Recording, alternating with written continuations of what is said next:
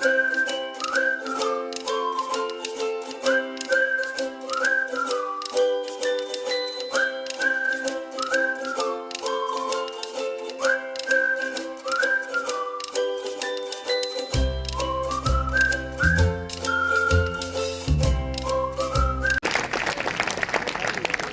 हम निकालेंगे मत्ती की पुस्तक उसका 13वां अध्याय उसकी 24वीं आयत से मैं पढ़ूंगा, अपने ध्यान देना है।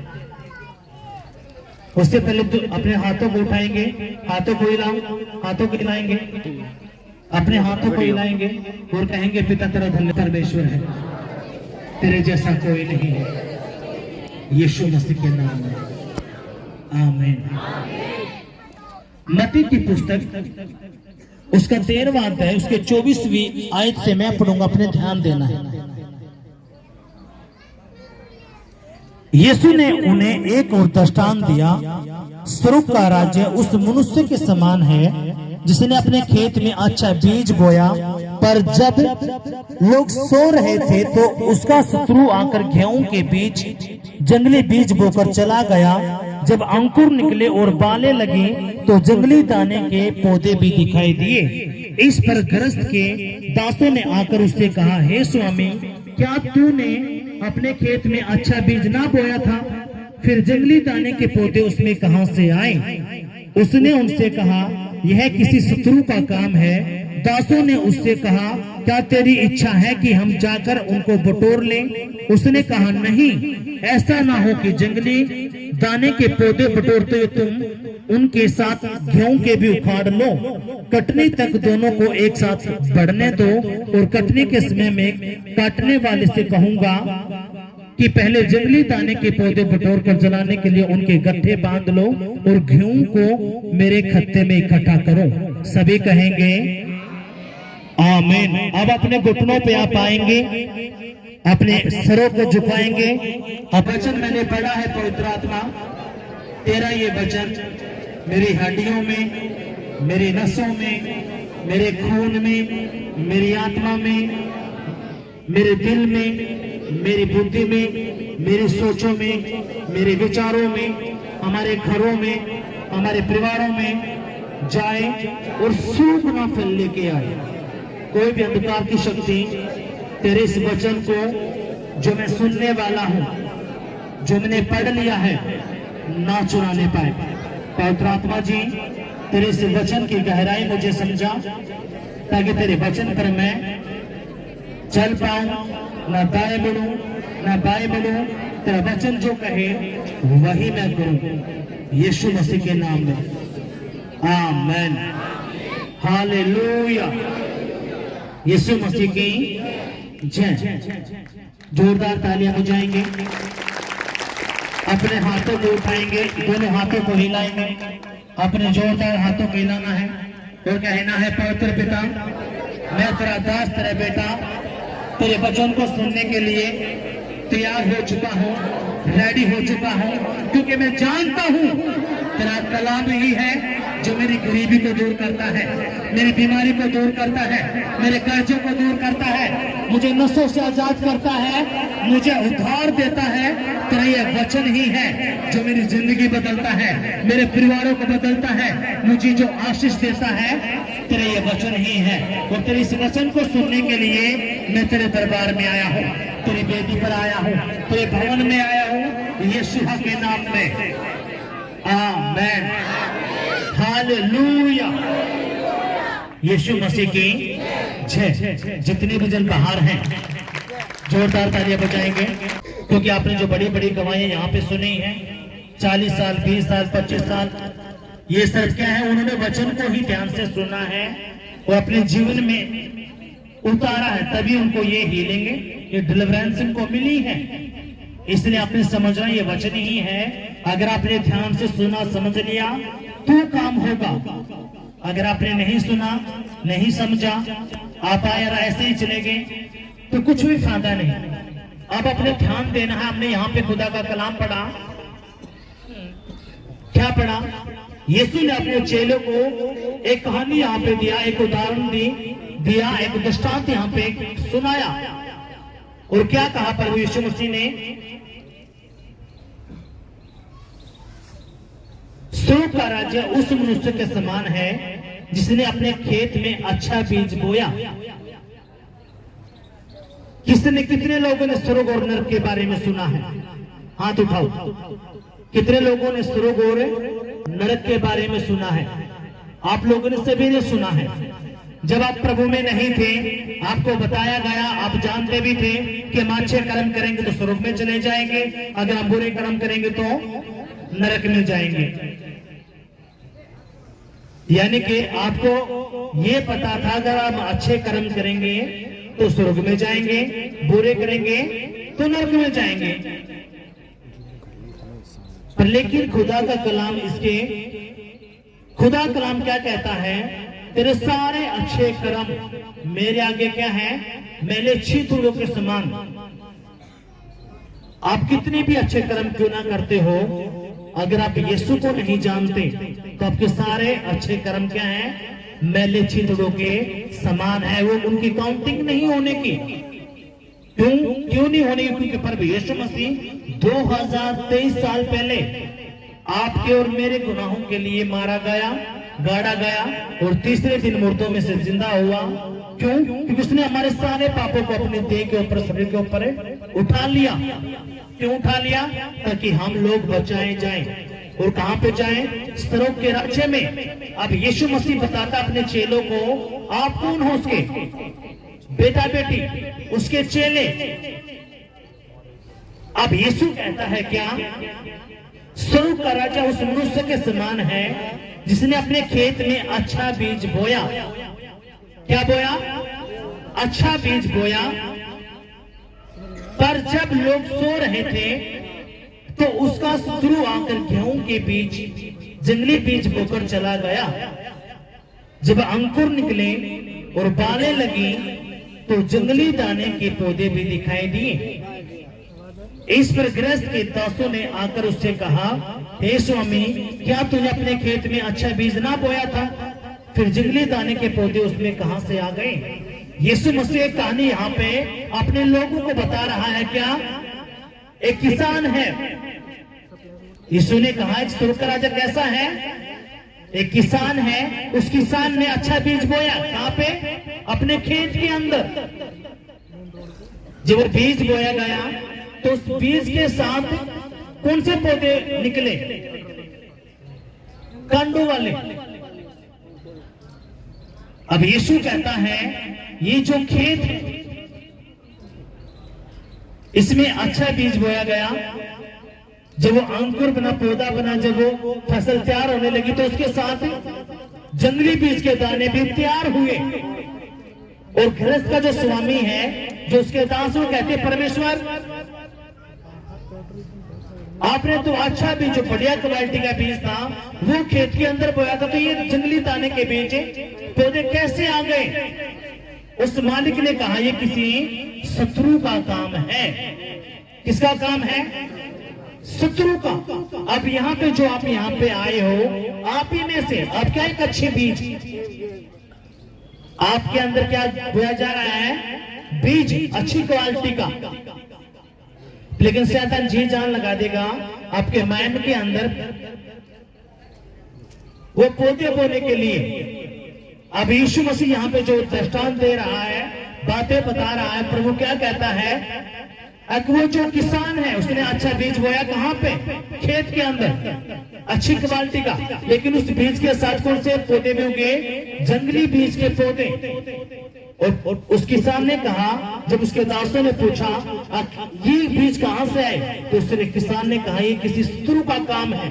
तो उसके चेलों ने कहा अगर आपकी इच्छा है तो हम जाके उस जो जंगली पौधे के दाने हम उसको उखाड़ दें। उस किसान ने कहा नहीं, रहने दो,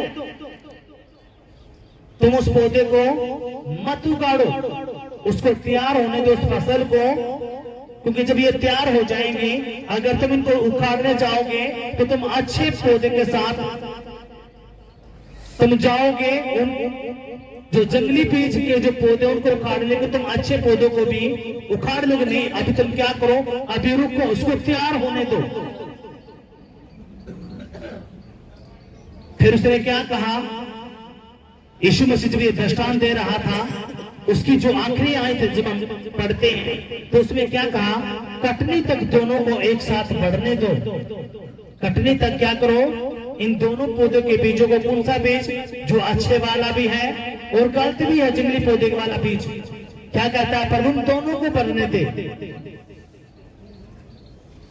और कटनी के समय में काटने वाले से कहूंगा कि पहले जंगली दाने के पौधे बटोर कर जलाने के लिए उनके गट्ठे बांध लो और गेहूं को मेरे खत्ते में इकट्ठा करो। कितनों के बात समझ में आई है? यहाँ पे परमेश्वर बताता है, जब उसने दृष्टांत दिया खुदा ने उस किसान का, उसने कहा अभी रहने दे, इस फसल को तैयार होने दे, जब ये तैयार हो जाएगी तो मैं कहूंगा जो जंगली बीज के जो पौधे हैं पहले उनको वो उखाड़ेगा, बाद में जो अच्छी फसल है, जो गेहूं है, उनको वो बटोर लेगा। अब यहाँ पे हमने ये बातें पढ़ी।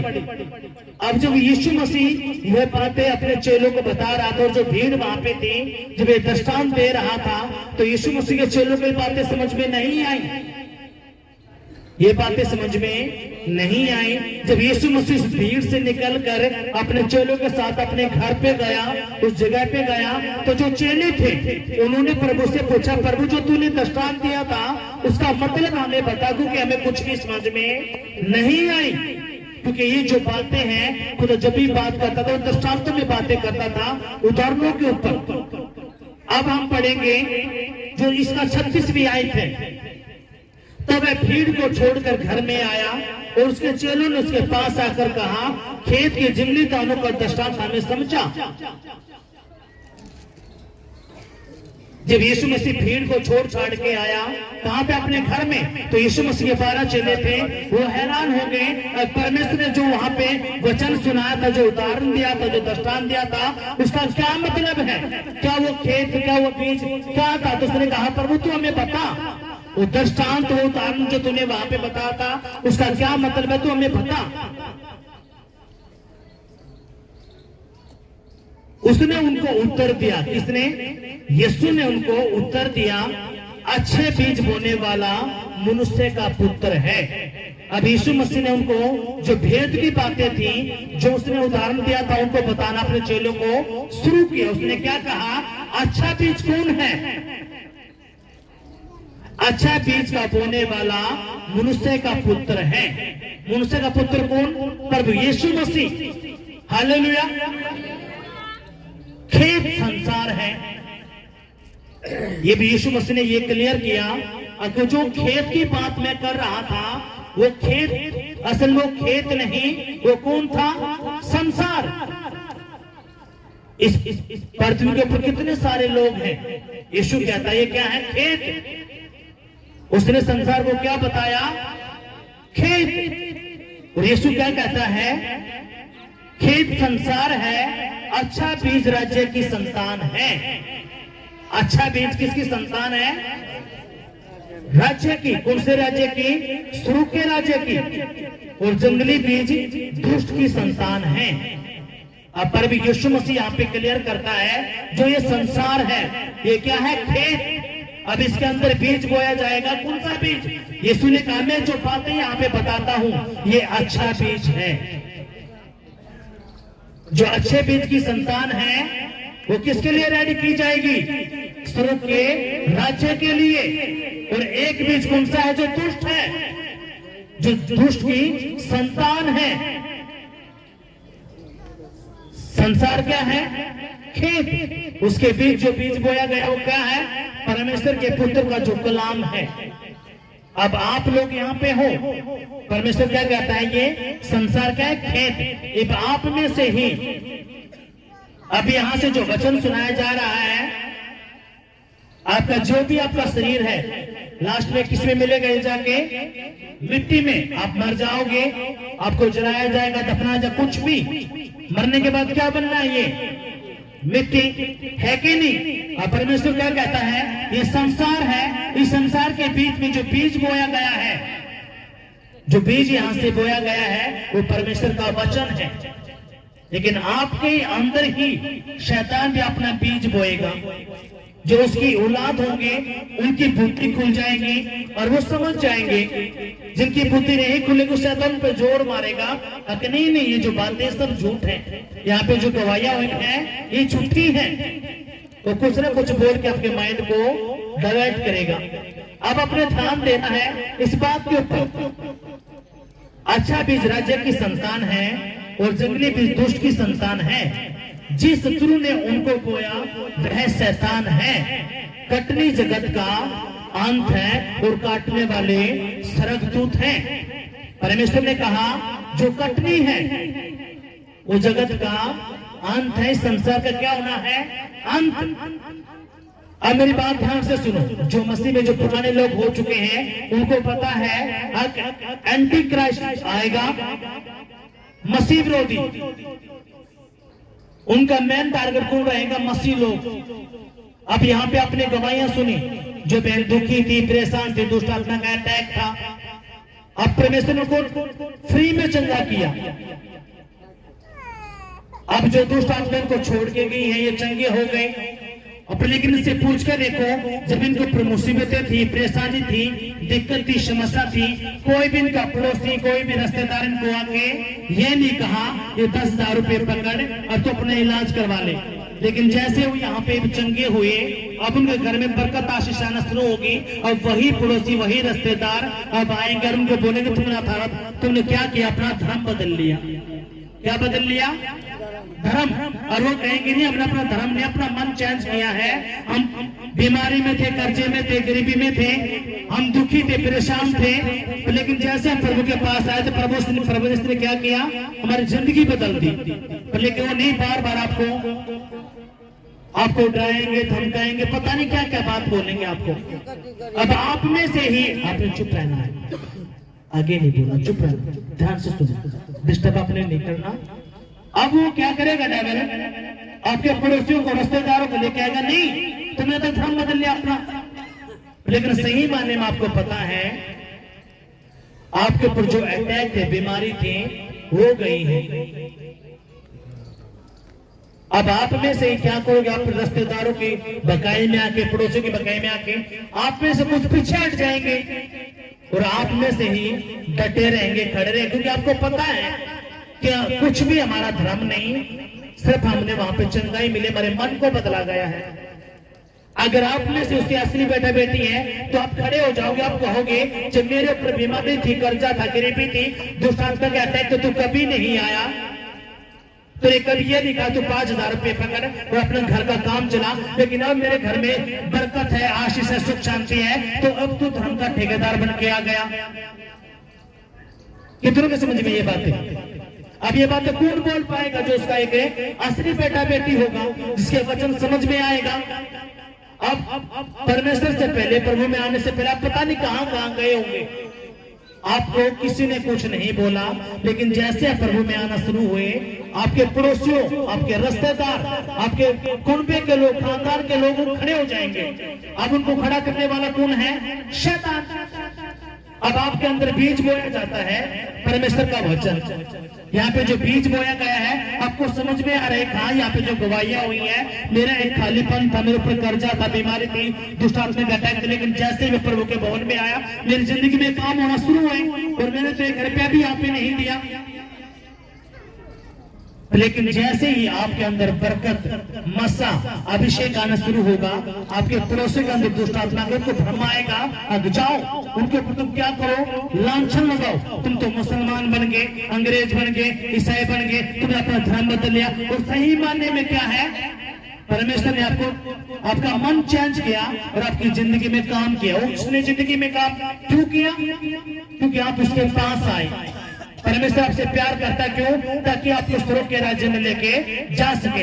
ऐसे ही डेविल भी आपसे प्यार करता है क्यों, ताकि आपको हाथ लेके जाए नरक में। कितनों के बात समझ में आया? इसलिए यीशु ने कहा संसार क्या है, खेत, उसके अंदर बीज बोया गया, किसका, परमेश्वर का वचन। अच्छा बीज, जो अच्छे बीज की संतान है वो रेडी हो जाएगी किसके लिए, स्वर्ग के राज्य के लिए। जो नहीं होता वो रेडी हो जाएंगे किसके लिए, नरक की आग के लिए। कितनों के बात समझ में आई है?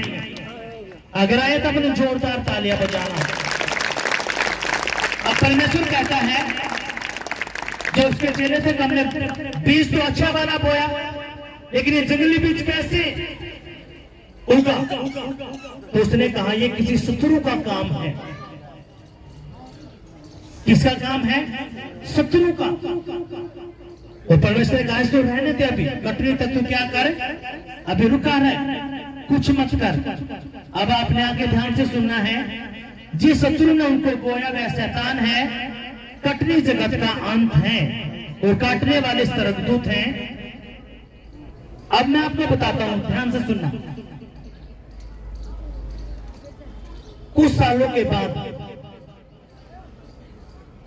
चिप आएगी, वो आपके या तो हाथ में लगाए जाएंगे या आपके माथे में लगाए जाएंगे। और जो भी देखो सुनो, जो देश के जो प्रधानमंत्री हैं अपने देश के, उसने भी कई बार बोल दिया पूरी दुनिया का एक प्रधानमंत्री या राष्ट्रपति होगा और वो क्या करेगा, शासन करेगा। ये होना शुरू होगा कुछ ही सालों में, ये सब होंगे। क्यों? यीशु मसीह ने पहले लिख के ये चला गया।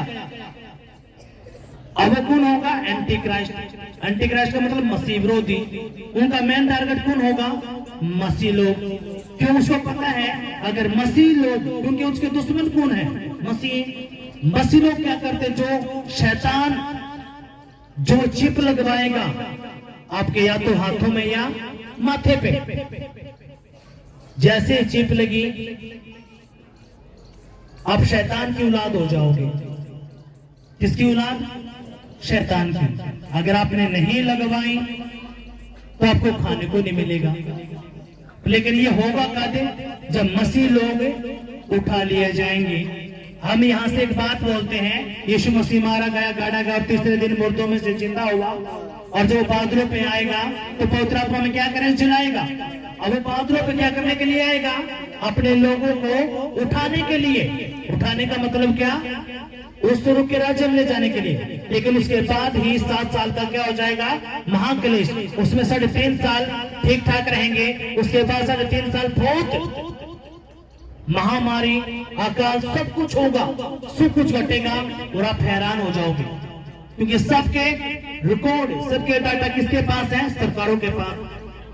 सब कुछ आपका बायोडाटा किसके पास है? सरकारों के पास। आपको पता है कि आपको जो आधार कार्ड बना है, जो भी आपके पास आधार कार्ड है तो आपको राशन मिलेगा। सब कुछ आपका ये शुरू हो चुका, सब कुछ डिजिटल हो लग रहा है। आपने समझ रहा है इन बातों को। ये प्रभु ने क्यों बताया? ताकि जब ये होना शुरू हो तो तुमने डरना नहीं है, तुमने रेडी रहना है। किसके लिए? मेरे आने के लिए। तुमने अपने आप को तैयार करना है, क्योंकि मैं तुम्हें लेने के लिए आऊंगा। क्यों? ताकि उस महाक्लेश से तुम बचाए जाओ। हालेलुया, यीशु मसीह की जय। अब जो मसीह में जो पुराना हो चुका है उनको तो पता है, यीशु मसीह ने पहले ही कह दिया, अब क्या करेंगे? मेरे नाम के खातिर सब जाति के लोग तुमसे बैर करेंगे। वो सोचेंगे कि मैं तो अपने परमेश्वर की सेवा कर रहा हूं। अब जो परमेश्वर के भवन को तोड़ा जाता है, मसीह को पीटा जाता है, जो भी कुछ करते हैं, वो क्या सोचते हैं कि हम तो अपने परमेश्वर की क्या कर रहे हैं? सेवा। अब यीशु ने पहले ही कह दिया कि मेरे नाम के खातिर सब जाति के लोग तुम्हारा बैर करेंगे और वो सोचेंगे हम तो अपने परमेश्वर की सेवा कर रहे हैं, लेकिन उनको पता ही नहीं असल में परमेश्वर कौन है।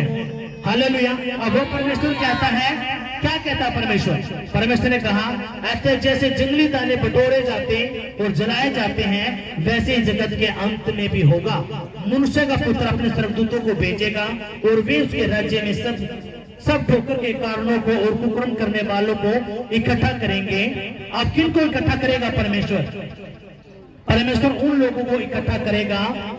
अब आपके पास क्या पहुंचाएगा? मौका। जो यीशु मसीह पे विश्वास करता है, पिता पुत्र पवित्र आत्मा के नाम में बपतिस्मा लेता है, वो परमेश्वर के राज्य का वारिस हो गया, वो परमेश्वर का बेटा बेटी हो गया। जो नहीं मानते, जो कानों पे से उतार देते हैं, अब परमेश्वर क्या कहता है कि ये उस जगत की कटनी तक ये अलग किए जाएंगे, उस जंगली दाने के समान, उस पौधे के समान रहेंगे जो आग में जलाए जाएंगे। कितनों को समझ में ये बातें? ये किसके लिए? वो ये जो वो दाने होंगे, ये वो बिजली के बीज होंगे जंगली बीज होंगे जो परमेश्वर अंत के जब जगत में जब कटने का समय आएगा तो उस आग में डाले जाएंगे। हालेलुया। अब आगे क्या है, परमेश्वर ने बताया मनुष्य का पुत्र अपने स्वर्गदूतों को भेजेगा और वे उसके राज्य में से सब ठोकर के कारणों को और कुकर्म करने वालों को इकट्ठा करेंगे और उन्हें आग के कुंड में डालेंगे जहां रोना और दांतों का पीसना होगा। अब ये किसके डालने की बात यहाँ पे परमेश्वर बोल रहा है? ये वही जंगली बीज है जो खुदा को नहीं जानते, जो खुदा की बातों पे विश्वास नहीं करते। यही वो जंगली के बीज कहां पे डाले जाएंगे? आग में, आग के कुंड में। आग का कुंड कौन सा? वो नरक का राज्य, जहां पे शैतान आपको लेके जाने वाला था, लेकिन परमेश्वर ने आप पे दया की, आपको खींच लिया, आपको बुला लिया और कहा कि अब तुम उसमें नहीं जा सकते। अब तुम कहां पे जाओगे? परमेश्वर के राज्य में। परमेश्वर का राज्य कौन सा है? वो स्वर्ग का राज्य है। हालेलुया। परमेश्वर ने क्या कहा? उन्हें आग के कुंड में डाले गए जहां रोना और दांतों का पीसना होगा। उस समय धर्मी अपने पिता के राज्य में सूर्य के समान चमकेंगे। जिसके कान हो वह सुन ले। क्या कहता है परमेश्वर? जिसके कान हो वो सुन ले। परमेश्वर का वचन बहुत तेजी से इस पूरी दुनिया के बीच में फैल रहा है। क्या कह रहा है परमेश्वर? तुम जाओ सभी जाति के लोगों के पास और उनको मेरे बारे में बताओ। जो विश्वास करता है वो स्वर्ग के राज्य का वारिस होता है, जो नहीं करता वो नरक के राज्य का उस आग में, उस कुंड में डाला जाएगा। अब परमेश्वर ने यहाँ पे बात बताना शुरू की और परमेश्वर ने कहा जो स्वर्ग का राज्य है वो कैसा है। अब खुदा ने कहा फिर स्वर्ग का राज्य एक व्यापारी के समान है जो अच्छे मोतियों की खोज में था। जब उसने एक बहुमूल्य मोती मिला तो उसने जाकर अपना सब कुछ बेच डाला और उसे मोल ले लिया। अब यहाँ पे परमेश्वर ने जब हम आगे पढ़ते हैं तो एक व्यापारी के बारे में बताया। क्या कहा? एक व्यापारी एक मोती के, जो एक बहुमूल्य मोती था, उसकी खोज में था और जब उसको मिल गया तो उसने क्या किया? अपना सब कुछ बेच दिया और उसने बहुमूल्य मोती को ले लिया। स्वर्ग का राज्य भी कैसा है? ऐसा ही है। हालेलुया। जब मैं छोटा था, आप लोग सभी जानते होंगे, एक सीरियल आता था, एक नाटक आता था, एलिफ लैला। कितनों ने सुना था? वो एक नाटक आता था, शायद अभी भी आता हूं। तो उसमें उस नाटक में क्या था? एक जो था वो चिराग लेने के लिए उसने कहा जो पुराना चिराग वो मुझे दे दो और नया वाला ले जाओ। जब वो बेचने के लिए उस पुराने नए चिरागों को तोड़ा, क्योंकि उसको पता था चिराग के अंदर क्या है? शक्ति। और उसने क्या किया? वो जब गली के अंदर आया उसको पता चला कि यहीं पे एक चिराग है और उसने कहा जिसके पास पुराना चिराग है वो अपना पुराना दे दो और नया चिराग लेके चले जाओ। तो उसमें कितनों ने ये देखा? किसके आपने देखा ही? तो मुझे इस बात का पता तो था नहीं था, लेकिन खुदा ने जब ये वचन पढ़ा था तब मुझे ये बताया। क्योंकि देखो सुनो, जो चोरी है वही तो असली हीरे की पहचान कर सकता है कि नहीं? अब वो जो था उसको पता था कि ये जो मेरे पास चिराग है इसके कुछ भी काम के नहीं, लेकिन जो वो चिराग मुझे मिल गया वो शक्तिशाली है, वो मुझे राजा बना देगा। और उसने क्या किया? सारे चिराग जो नए थे, वो जो फालतू के थे, उसने दे दिए। अब प्रभु भी क्या कहता है? व्यापारी। खुदा ने क्या कहा? फिर स्वर्ग का राज्य एक व्यापारी के समान है जो अच्छे मोतियों की खोज में था। किसकी खोज में था?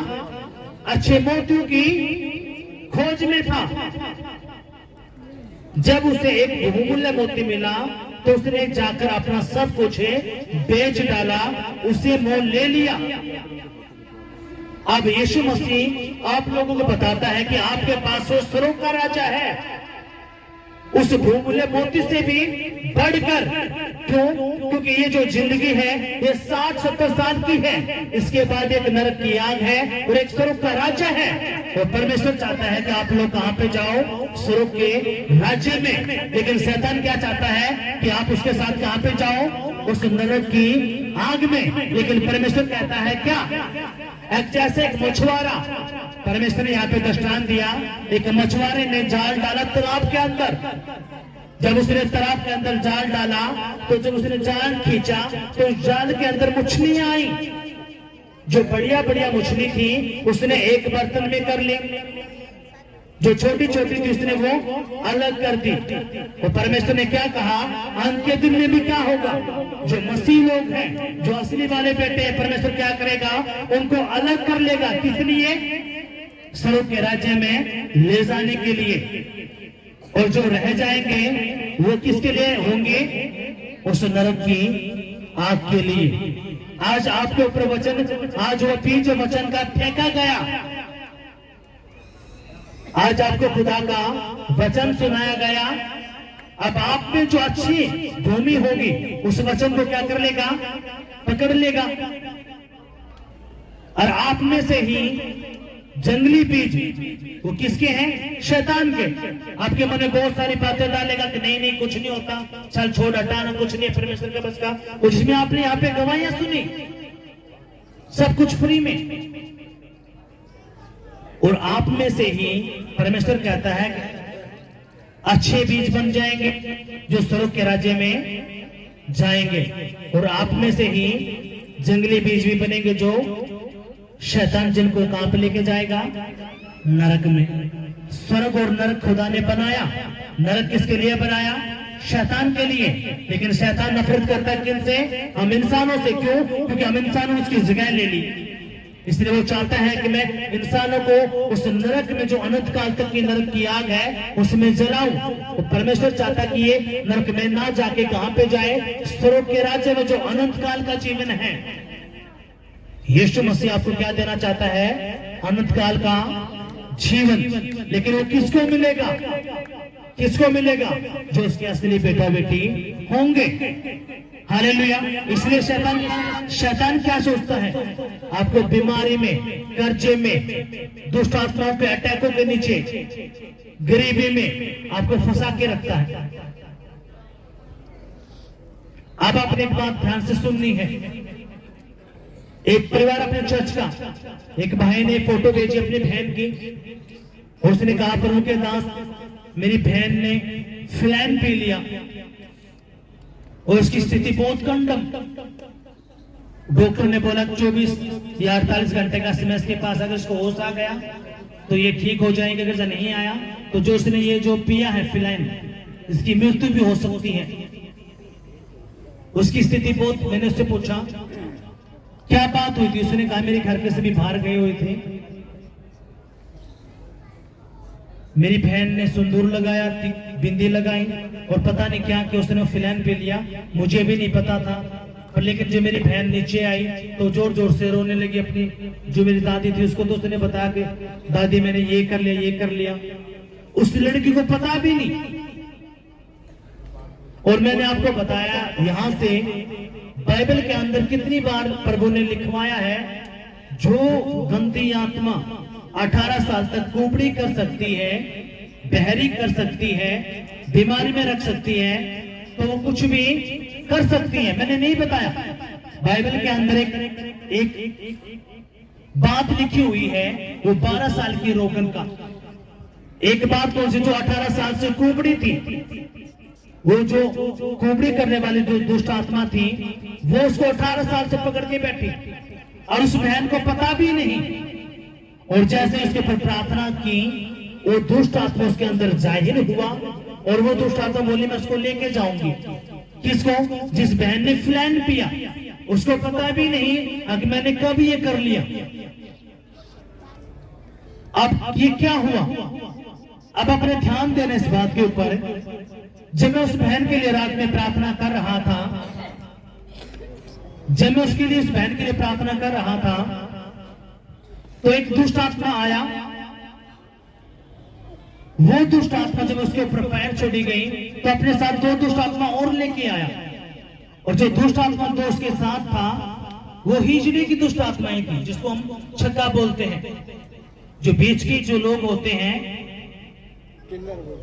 किन्नर जिसको हम कहते हैं, वो 2 दुष्ट आत्मा उसके साथ, किसके साथ? उस तीसरी दुष्ट आत्मा के साथ। और वही दुष्ट आत्मा